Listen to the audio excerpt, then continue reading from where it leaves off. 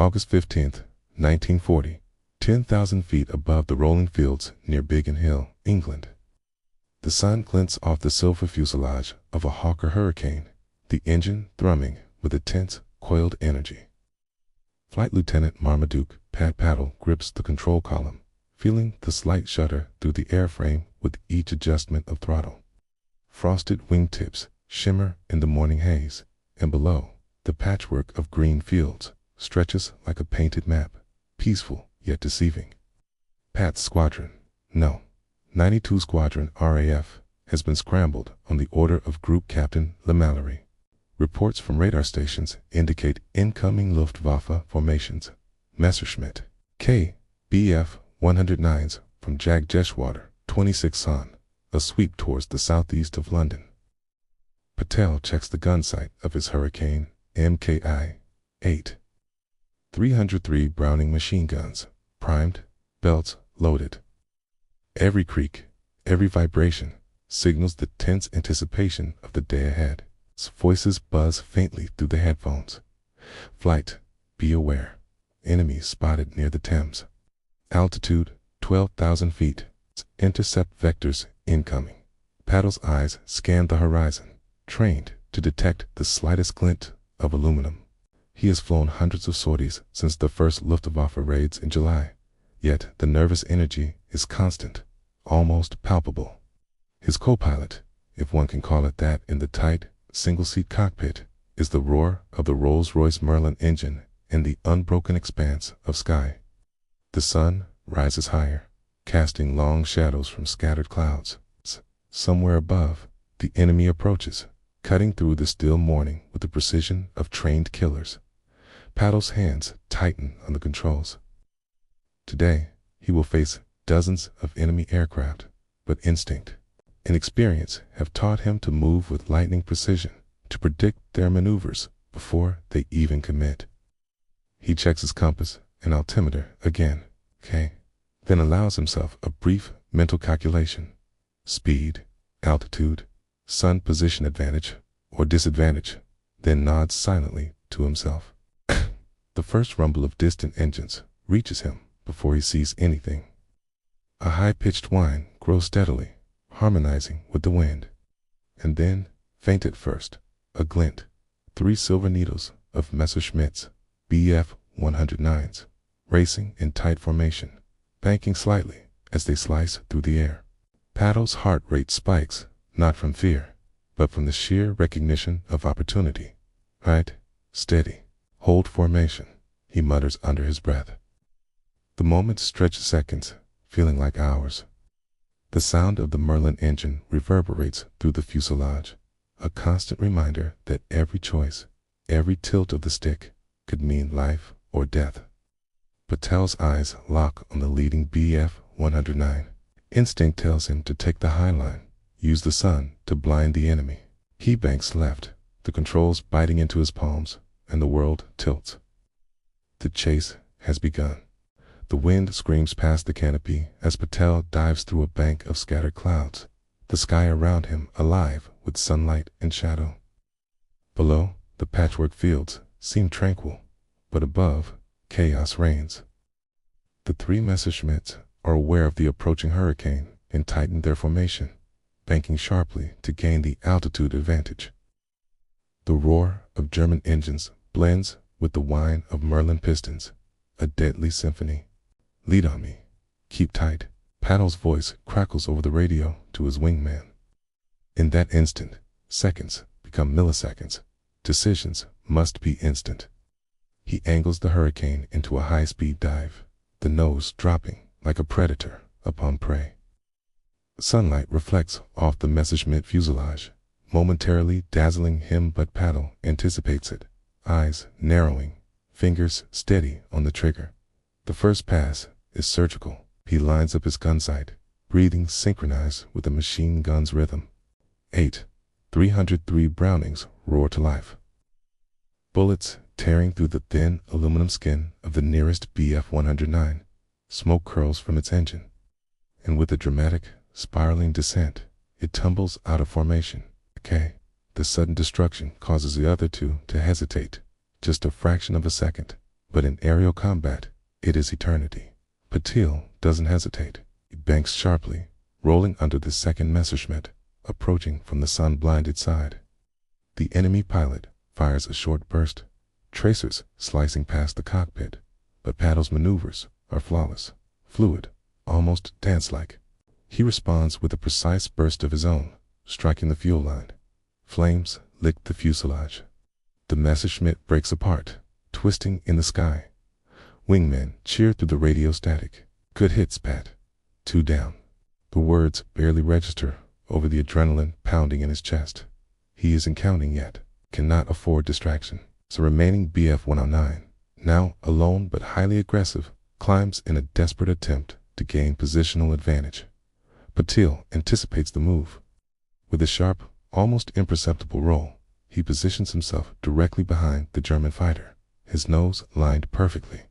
Tracers trace bright paths in the sky as he fires, bullets tearing through the tail and fuselage. The aircraft wobbles, then breaks apart in a puff of black smoke.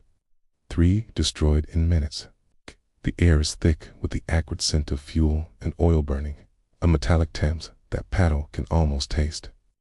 He checks his instruments, his hands steady despite the surge of adrenaline. The remaining Bf 109s from the larger formation are circling, attempting to regroup, but Pattle has already anticipated their flight path. Like a chess master, he maneuvers, cutting off escape routes, forcing 2 more into crossfire. The hurricanes on his wing cover his flanks, coordinated and precise of training at its finest. Bullets scream past as he executes a daring Millman turn, climbing sharply, then diving upon one of the trailing Bf 109s. Flames erupt as he hits the engine, and the German fighter spirals downward, disappearing into the cloud layer. 1 remains. Pattle's eyes lock on it, heart steady, mind calculating distance, speed, and angle. He pulls into a steep dive, following the enemy fighter's evasive maneuvers with uncanny precision. Sharp bursts from the Hurricane's nose guns finds its mark. The tail section of the Messerschmitt shudders and detaches, smoke trails, and the plane disappears below the clouds. 5 enemy fighters destroyed in under 15 minutes. Pattle banks hard, pulling up into the sun, wings slicing through the turbulent air. Silence reigns for a fraction of a second, broken only by the roar of Merlin engines and distant calls from wingman. Overhead, the sky seems to pause, momentarily honoring the feat. On the ground, radar stations would later log the sudden disappearance of the Luftwaffe formation. And across the sector, British pilots cheered the remarkable accomplishment. For Pattle, there is no time for celebrations, just the endless vigilance required in the Battle of Britain. Every sortie carries the same threat, every sky a battlefield. The roar of Merlin engines fades slightly as Flight Lieutenant Pattle levels out, flying over the patchwork of farmland that stretches toward the coast. Smoke from the downed Messerschmitts curls upward, faint wraiths in the sunlit sky, markers of a deadly ballet that has just unfolded. His palms are slick with sweat, fingers still gripping the controls, and yet a rare calm settles over him. This is the quiet after the storm, the fleeting peace that separates one sortie from the next. Pattle's wingmen rally beside him, eyes scanning for any remaining enemy stragglers. Kate, that was unreal. Radio crackles, a mixture of awe and relief in the young pilot's voice. 5 in 15 minutes. You've got to be kidding. Pattle allows a brief smile, but there is no time for lingering pride. The Luftwaffe is relentless, and the skies of southern England remain a theater of constant danger. He checks fuel gauges, ammunition counts, and engine temperature, already preparing for the possibility of another interception. Below, anti-aircraft artillery crews squint skyward, tracking the last wisps of smoke. Reports will later filter back to the command centers at Biggin Hill and RAF Fighter Command at Bentley Priory. A single Hurricane pilot has taken down 5 Bf 109s in a single engagement, a feat almost unimaginable. Word travels quickly among RAF squadrons, boosting morale during a critical phase of the Battle of Britain. 4 pilots flying dangerous patrols day after day. It is a tangible proof that skill, courage, sharp instincts can bend the odds in favor of the defenders of Britain. Pat's thoughts briefly drift to the human cost. Each German pilot lost, each plane destroyed, represents a life intertwined in the machinery of war. Yet, in the midst of aerial combat, decisions are immediate, instinctive, and brutal. The survival of one squadron, the defense of a nation, often depends on these moments of split-second judgment. Pattle's extraordinary skill did more than destroy aircraft, sent a psychological shockwave through both sides. RAF pilots drew inspiration, while German units were forced to acknowledge that even small formations could be decimated by a single, highly trained adversary. As he glances down at the English countryside, tided with farmhouses and villages still largely unaware of the cataclysm overhead, Pattle reflects on the delicate balance between chaos and order. The Battle of Britain is more than dogfights in the sky. It's a test of endurance, strategy, and human will. For a moment, in the cockpit of his Hurricane, time seems too slow. Clouds drift past in slow motion, the sun glinting off the polished aluminum of the aircraft, highlighting the tiny insignia of the RAF roundel, a symbol of defiance against the looming shadow of the Luftwaffe. Radio chatter crackles again, bringing him back to the present. Another scramble has been reported near Dover. Pattle feels the familiar tension knot in his stomach, a mixture of fear, anticipation, and readiness. With practiced efficiency, he checks his guns, adjusts his trim, and nods to his wingman. They are more than pilots. They are a living shield for Britain, a symbol of hope against overwhelming odds.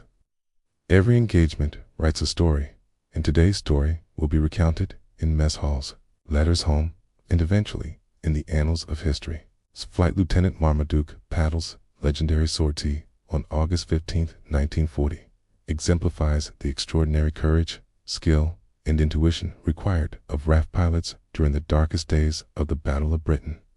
Though many names from the conflict faded into obscurity, Pattle's actions became emblematic of the RAF's resilience. His ability to engage and defeat 5 Messerschmitts in a matter of minutes inspired countless pilots, strengthened public morale, and highlighted the human element that could tip the scales even in industrialized, mechanized warfare. As the sun begins to dip toward the horizon, Pattle guides his Hurricane back toward Biggin Hill, the distant rumble of anti-aircraft fire echoing faintly below. He is weary, adrenaline still coursing, but alive. Above, the sky is a canvas of clouds and fading light, a silent witness to acts of heroism that would shape the course of a nation. For those who would later study the Battle of Britain, Pattle's 15 minutes in the sky would serve as a vivid reminder. In war, sometimes one man's courage and skill can change the tide, if only for a moment.